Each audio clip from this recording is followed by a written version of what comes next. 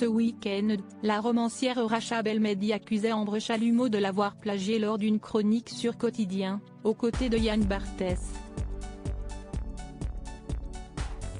Ce lundi 13 février, la jeune journaliste a tenu à clarifier la situation sur le plateau de l'émission. Ambre Chalumeau n'a que 25 ans et pourtant, elle a su se faire sa place sur le plateau de Quotidien. Depuis 2020, elle y présente la BAC, Brigade des affaires culturelles, dans l'émission de Yann Barthès.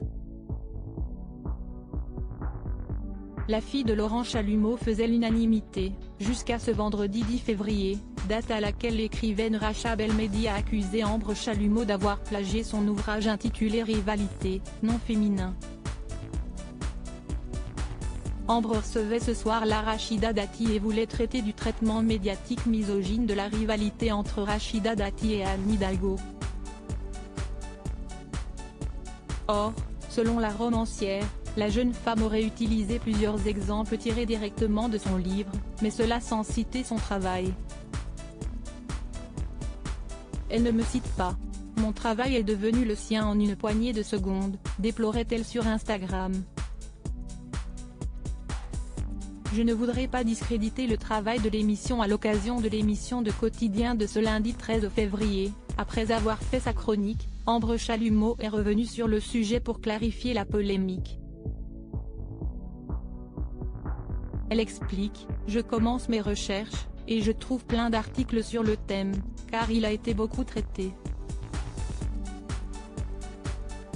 Alors, oui, j'ai reçu ce livre, mais je ne l'ai pas lu et les exemples que j'ai cités ne viennent pas de lui », soutient la jeune chroniqueuse.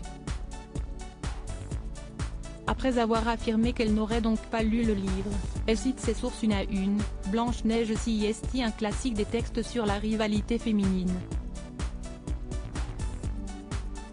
Black Swan CIST, l'un des premiers films qui sort. Avant de conclure, tout ça pour dire que, comme pour chaque chronique, j'ai compilé plusieurs sources et des connaissances personnelles.